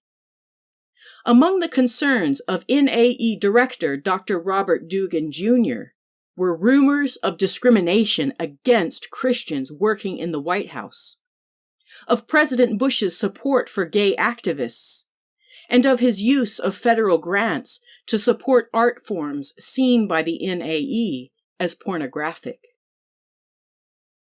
Our church magazine ran an editorial covering this meeting, lamenting the ineptness and ineffectiveness of the Christian right establishment. Alas, evangelical Christians are not playing such hardball, which is why they are losing, and losing bad. Our pastor, on the other hand, a true believer, was in it to win it. In 1993, speaking at the Biblical Worldview and Christian Education Conference, he disparaged democracy as, quote, mob rule, lauded the ideal dictatorship of a Christian state, and declared religious pluralism a fantasy. Nobody has the right to worship on this planet any other God than Jehovah, and therefore the state does not have the responsibility to defend anybody's pseudo-right to worship an idol. Though not holding hands explicitly with every other movement that shared our goals, nevertheless, our pastor continued to attract members of these other movements, recruited them as teachers for our church school, including the wife of Pat Gartland, chairman of the Georgia Christian Coalition.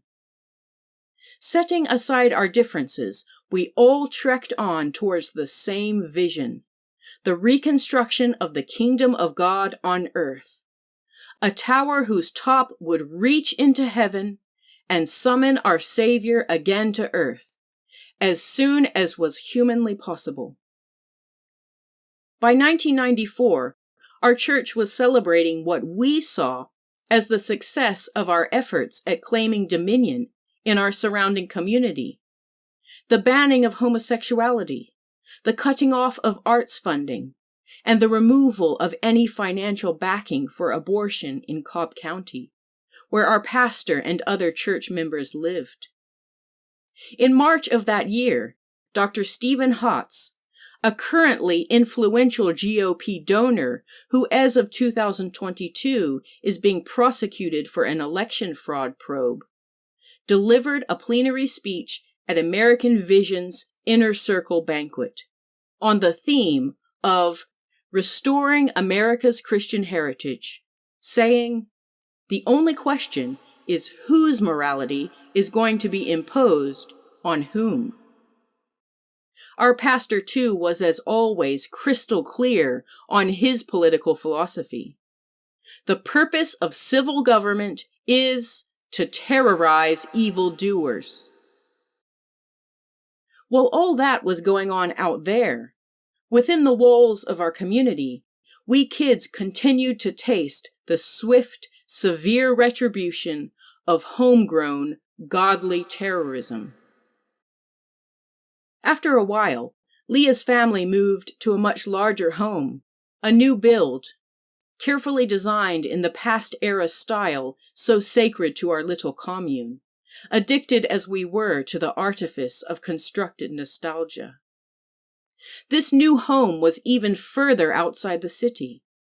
This was the house blessed ceremoniously by our pastor, the house whose side entrance greeted guests with the sight of an ornately carved wooden paddle hanging above an inner door, engraved with one of our community's most sacred texts. If memory serves me, it was the words from Proverbs 13:24. He who spares the rod hates his son. It was one of those verses that, when isolated, could be seamlessly resituated in service of smacking. I didn't study it closely enough to be sure. Each time I passed under this ritualistic implement of corporal punishment, my eyes would involuntarily move to the floor. I looked directly at it only once, and didn't raise my eyes to it again, though this was not something I ever consciously reflected on. It hung over the door like a specter, looming large as a semiotic linchpin for everything our community stood for. All the obedience required of us, all the pits dug by the self-righteous to trap us, to terrorize we evildoers, to send forth streams of tears from our eyes, for the law was not obeyed.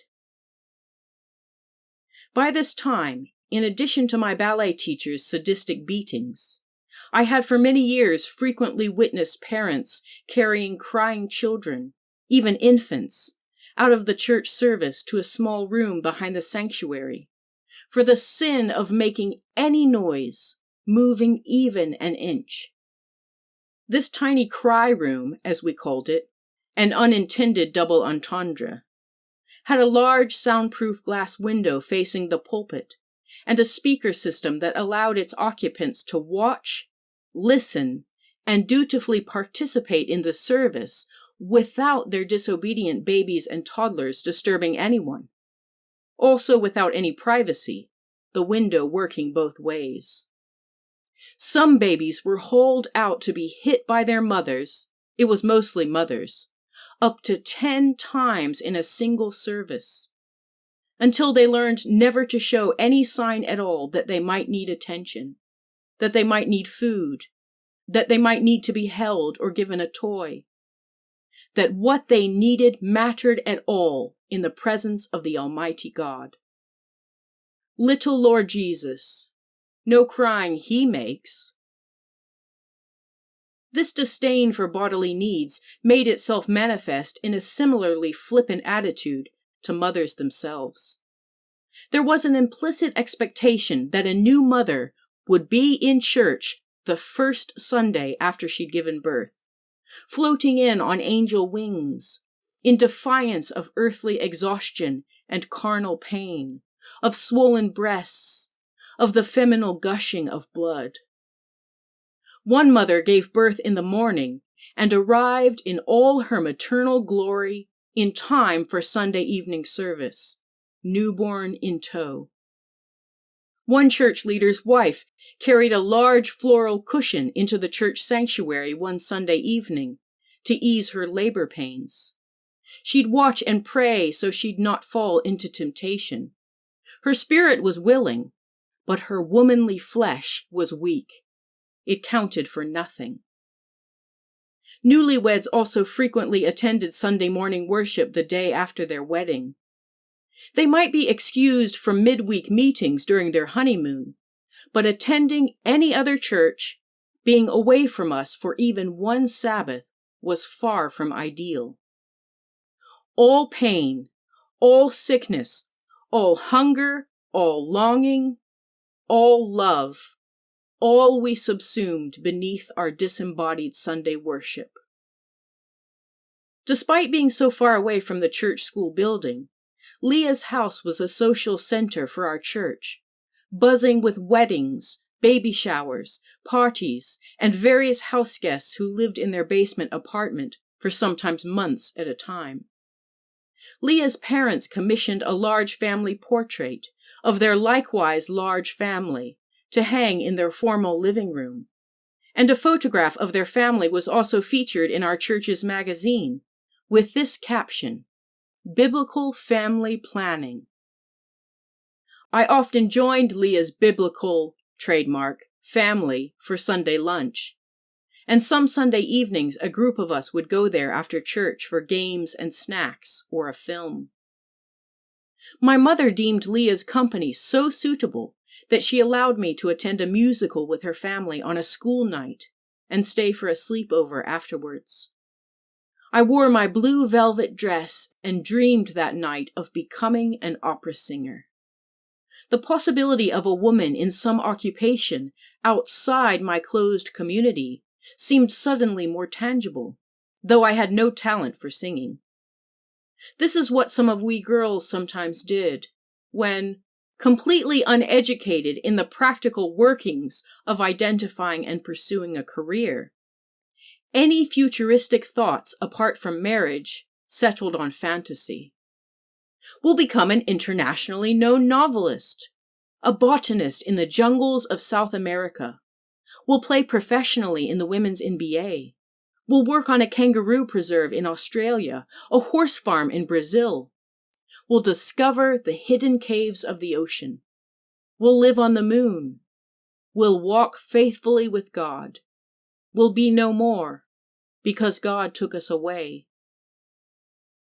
Leah's house was always busy, people coming and going, and often showing up unexpectedly. It seemed their doors swung open and shut all hours of the day and night. The inner doors, too, seemed to frown upon any boundaries, most especially the ensuite bathroom's sliding doors that I could never latch properly. Anyone could come in at any time. I was interrupted there more than once, and took to using only the guest bathroom downstairs, which had a proper door that locked. But what I remember most of Leah's house are the smells and sounds of her many sisters, her aunts, her mother, so many women and all their shampoos, aerosol deodorants, drugstore perfumes, hairspray and makeup, that hot and heady scent of the hairdryer, all mixed up and mingling, the noise and fragrance of getting ready, of washing off the day, of bickering and borrowing, the everyday life of women. To this day, a certain brand of shampoo, another a facial cleanser, the scent carries me back to those rituals, in those rooms, with those women. I buy them now sometimes to make that journey, though this odor-evoked trip is always tinged with grief. Of all my church school friendships, I remained in contact with Leah the longest. Our shared interest in sport was of course a factor, but there were related reasons. For years outside of church services and school, both of us could be found almost exclusively in athletic shorts and t-shirts, always kitted out for a quick pickup game of whatever sport was available. One time, required to wear our Sunday best to the school sports banquet, she and I threw off our shoes and ruined our stockings playing a free throw game with a group of boys in the parking lot. In this, with her, I for some time enjoyed a sense of communal rebellion against the lace collars, the floral dresses, the dainty shoes, the straitjacket of a woman's gender conformity, the uniform of our fragility. The reality of she, an elder's daughter, doing this with me. This even got my own mother off my back, concerned as she constantly was that I dressed and behaved too much like a boy, too risk-taking, too brash, too competitive, too many appearances in low-rise jeans and baggy shirts. It's taken me a lifetime to feel comfortable in anything culturally marked as feminine, however fluid all such marking most certainly is. Any hint of biblical womanhood wardrobe I for so long associated with weakness, with being governed, gazed upon, looked at, calcified, deposited into a glass case, a neglected closet. We women decorated and decorating ourselves like fine china dolls, brought out on special occasion, kept otherwise under lock and key. I like to believe I dress as I please now. Finally.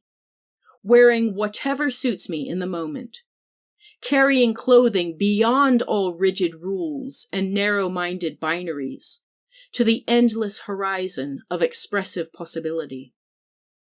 And it's true, I've come so far in this. I have. Yet attending an ecclesiastical meeting as part of my academic research only a few years ago, I again worried over my choices. Am I choosing this suit because I like it? Because I want to wear it? Or are my preferences still borne out by residual rebellion against the cloak of respectability and acceptability? Perhaps the truth is somewhere in the murky middle, as it always seems to be, between the myth of fully free will and the dangers of determinism. Still, even as Leah and I enjoyed certain freedoms together, as an elder's daughter, she seemed sometimes to think of me as her protégé, and would rebuke me regularly for this and that unladylike infraction, sometimes modeling for me the necessary deference due to boys. On a few occasions, she abandoned my company as soon as a certain boy showed up at her family's house. Times like these, I'd end up sleeping in one of her sister's rooms for the night, better than going home. Over time, however, something pricked her conscience. She got the message hammered into us all over the years, that the best place for any of us to find a spouse was in the safety of our minuscule circle. One day she told me that she'd confessed to her dad that she'd gone too far physically with a boy she liked. There is so much we girls still have to learn about our own ignorant desires to conform to the world, Valerie. After this, Leah devoted herself even more to chastity and submission to men. She channeled all her strength into this commitment, and was admired and respected for it by most of our peer group.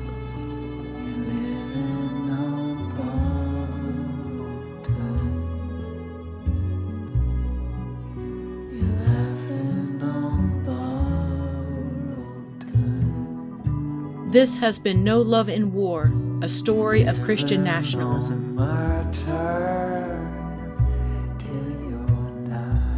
If you have appreciated this free audiobook and would like to make a donation to the author, please visit this podcast's Spotify site.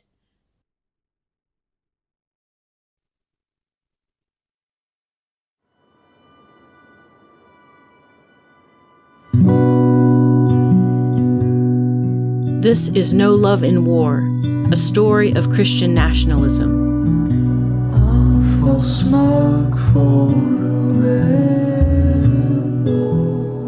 Written by Valerie H. Hobbs. Read by the author. With original music by Jonathan and Caroline Hodges.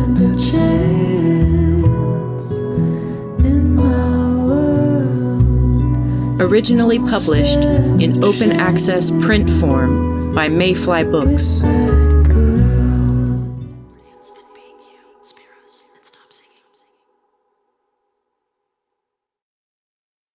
Chapter 25. Women tend to find Arminianism more emotionally appealing than the cold precision of classic Reformed orthodoxy. Consequently, since girly men pastors want to appeal to women, the most vocal and influential members of the church, they preach sermons with all the spiritual nourishment of a pixie sticks. Remember that colored sugar candy in a straw? Brian Abshire, Girly Men in the Pulpit, or The Feminization of the American Clergy, in Feminism in Family, Church, and Culture, Chalcedon Magazine, 1st of February, 1998. I often advise young brides who are traveling during their first weeks or months of marriage to start homemaking in a hotel, even if they are there for only a night, rather than groaning about having to wait so long to have a home.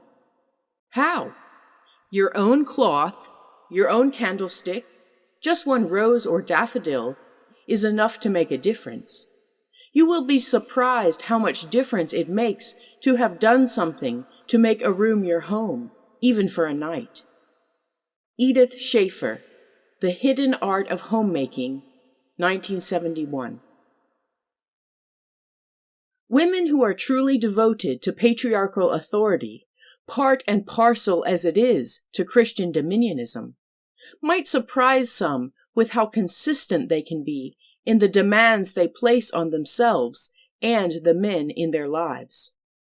Even at cost to themselves, they will defend a man's position as leader. And if he fails in his duty, they will often be the first to criticize him. For those who have not spent much time in such a community, the reality of women's frankness in this misogynist context can be unexpected.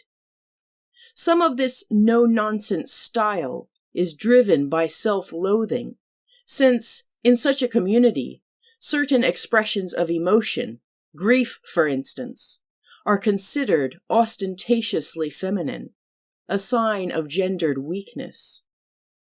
One woman from my church school once rebuked her husband for crying during a period of self-doubt. "Be a man," she reminded him thus of his place, an act he expressed gratitude for. What was he thinking, being so open and so vulnerable? Who was he, a woman? Other women I know have bluntly asked men who've initiated a casual conversation with them to state their intentions. Well, do you want to marry me or not? If so, like a man, state it clearly and now, so we can get on with what we're here for. Otherwise, no point in standing here talking. Move along. Nothing to see or do here. For a while, my friend Leah developed an interest in the eldest of two brothers who attended our school, sons of another local pastor.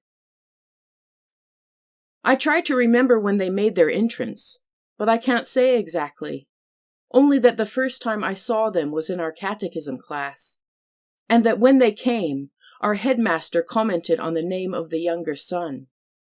Pay attention, everyone, to the meaning of his name. God is indeed with us. The two brothers were close in age, the eldest in Leah's class above mine, and the youngest in my tiny year group. They were a bit mysterious to us. First, because their parents had immigrated from Europe, and they all spoke to each other in a language foreign to us. And second, because their parents had them so occupied with various activities during the week that we rarely saw them outside of school. There was also the fact of their alien behavior. At times they even seemed to be poking fun at us, though without any malice. The eldest brother, Leo, delivered a lengthy, tongue-in-cheek monologue to our speech class about the benefits of regular swimming, including a lengthy argument in favor of the magnificent Speedo, its hydrodynamic appeal, and don't forget, ladies, it's also easy on the eyes. At this point, he gave us all a quick wink. When one of our Bible teachers erected a camera on top of a tripod, then switched it on without our knowledge to record our every movement, Leo chose the desk at the back of the class, directly in the camera's line of vision. On the day, none of us observed what he got up to in class while the teacher was out of the room. He kept it to himself.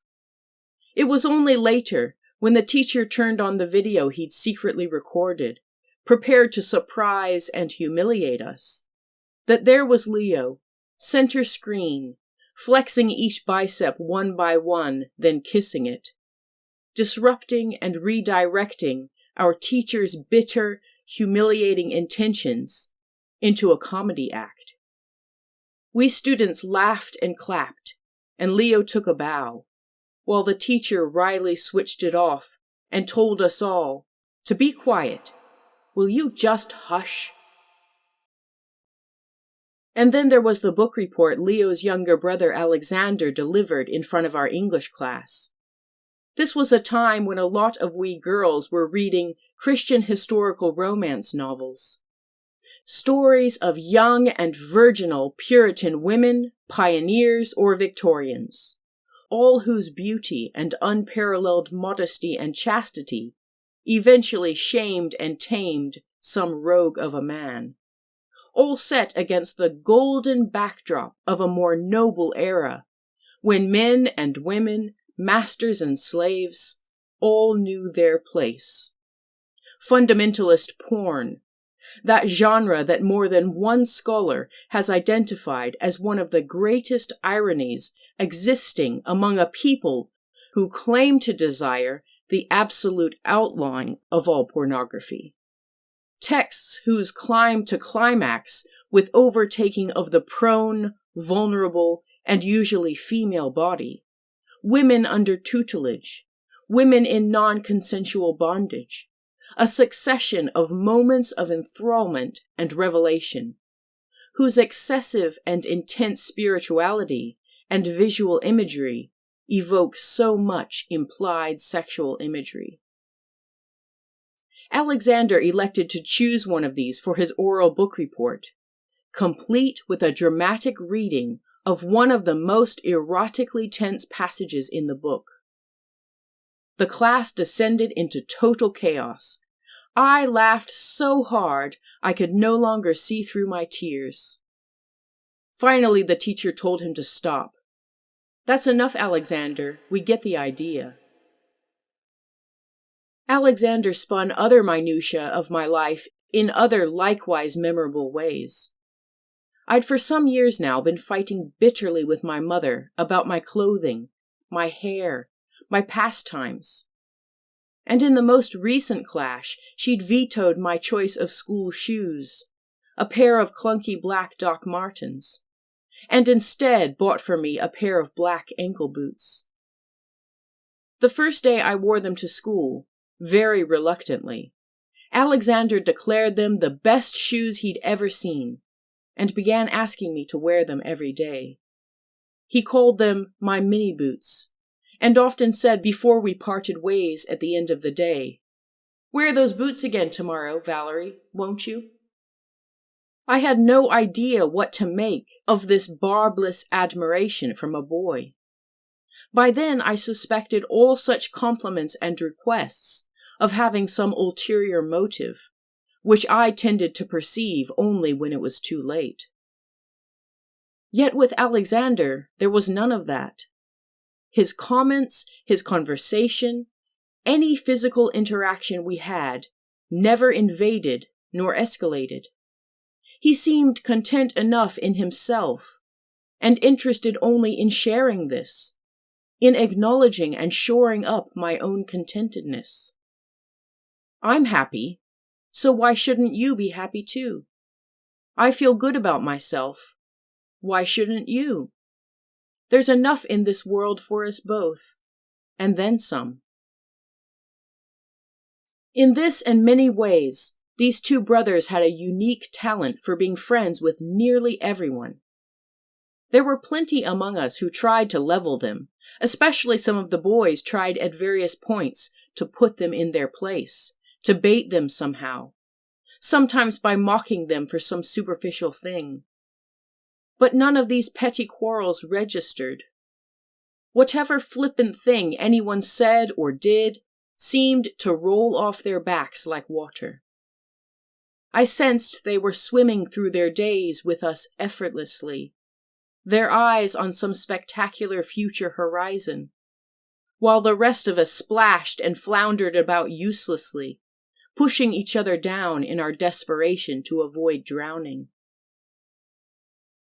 It's no wonder, then, that for quite a while, Leah set her sights on Leo. She liked the looks of his strong European jawline, she told me. She even went so far as to write him a letter stating her acknowledgement of his good qualities, and asking him what his intentions might be. Indirectly, that is, so as not to challenge his own manly initiative. A bold move nonetheless, and one I wouldn't have dared.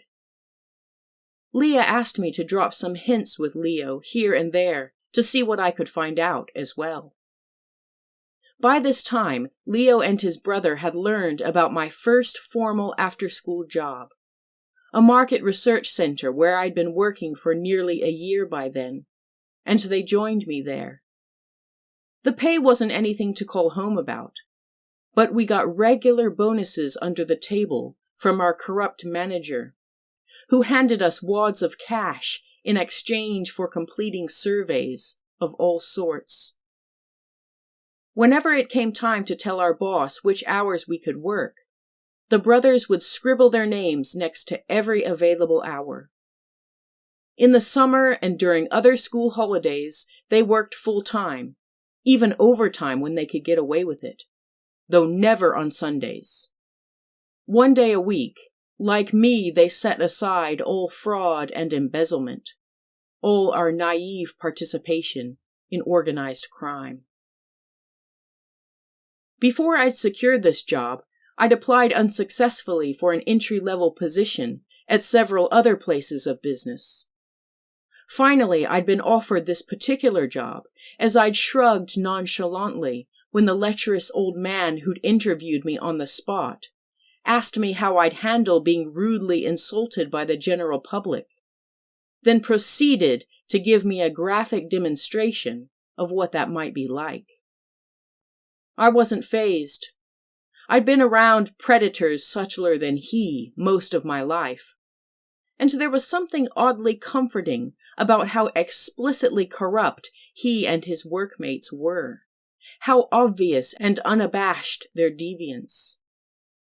Accustomed as I was to so much hypocrisy, the transparency of my co-workers' criminality, and to the absence of any invocation of God from their lips, all these I found refreshing. And so gradually, after the brothers joined me, I too increased my own hours, eager to spend more time in their company, in this altogether different space, puzzling over its ease, wondering what these brothers were working towards, what possible future they had glimpsed, while here I was only working for petty cash and to satisfy my parents, who would allow me to get a driver's license only on the understanding I'd also secure a regular job. And so I began to get to know the brothers beyond the boundaries of our school. Perhaps on the privilege of all this time together, I managed to convince the brothers to come to a party one afternoon after school, a casual get-together that some of us had organized. "There'll be a pool," I said slyly, knowing Leo would find that impossible to resist. He couldn't, and for several hours that one time only, a small group of us assembled at the gigantic mansion of a certain unpopular and awkward boy in the class below us. His house not only had a pool, it also had an elevator and numerous lavishly decorated rooms for a mere family of 3. The brothers arrived and swam the length of the pool over and over in their Speedos. We all laughed together and snacked on whatever we found in the pristine marble kitchen. We watched a film in the basement cinema and toured the many rooms. By the time the sun went down, someone had activated the house's impressive sound system. Some lively music started up in the cavernous living room. Alexander took my hand with a wide grin, and for some unknown amount of time, we danced, and we danced, and we danced. As soon as a song ended, I'd stop to catch my breath. Then the music began again, and Alexander would reach for my hand. And so it went the rest of the night until late. I laughed, I smiled and moved in the refuge of his company, a security I'd not know again truly until a long time later. A shelter I would only ever be able to appreciate again, even to recognize, only because of Alexander. As it happened, Leo wasn't interested in Leah. Perhaps it was more he wasn't interested in any permanent link to our community, and somehow communicated this to her. Yet I remember his words were such that he didn't humiliate her, or even make her feel she'd been let down. She was disappointed, but without a break in fellowship. Then, before we knew it, it was the end of the school year. Alexander's parents arranged for him to graduate early, the same year as his brother, a year ahead of me. The day of their leaving, they waved me into the church's cry room, where they stood waiting in their blue robes. "Come take a picture with us, Valerie," they coaxed me. Afterwards, some of us were congregating downstairs in the school's central room. That space where I'd played endless games of chess all those years ago. Where my ballet teacher had beaten us all into submission. Where Luke had bitten my earlobe. Where on occasion our pastor had emerged from his office to rebuke someone's language, someone's volume, someone else's tone. On some impulse, Alexander asked if I wanted to swing around, as we'd done a few times before. He offered his hands. One last time? I held out my own. We grasped hold of each other's wrists. He spun me around the room, around and around, higher and higher. The room tilted and blurred. The building disintegrated as I circled.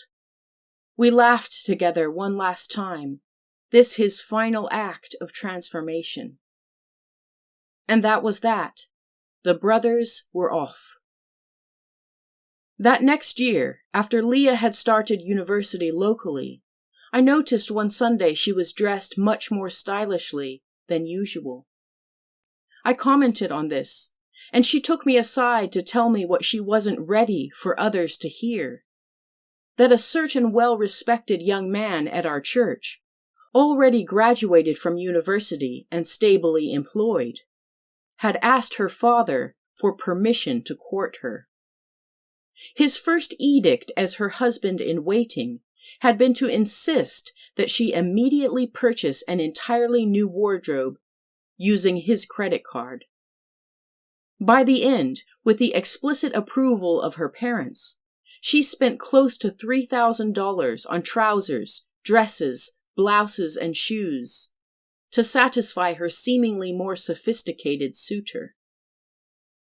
Also at his request, she wore these clothes to church, on dates, at any social occasion. She remade herself according to his requirements. I told her I was happy for her. I tried to feign excitement about her new style, this man throwing all that money at her feet. Yet I was empty and anxious. It seemed my friend no longer stood in front of me. Someone else was here in her place. It was not the clothes themselves, but where and how they'd come about. The claim they represented, not just on her body, but even mine. The signal they sent of the unacceptability of women's choices for ourselves. The necessity of yet more man-policing, man-dictation, man-preference, man-tuition. All this Leah embraced, and in all this we turned our faces opposite ways. She reaching eagerly beyond this particular courtship, which didn't last, to the next. This time with a younger man closely connected to our church, from a family as large as her own, which did finally end in a wedding the summer before my senior year of university, marriage marking the demise of many relationships among us. I attended her wedding by myself. Going alone seemed right to me, a sort of subtle objection. I would navigate on my own. I would set apart other aspects of my life away from their watching eyes. Leo and Alexander attended too, though I didn't see them till afterwards. They arrived together, as they always seemed to do.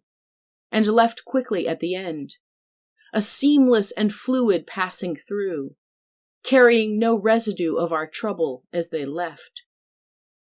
We said hello to each other on the pavement outside the church, the two brothers and me.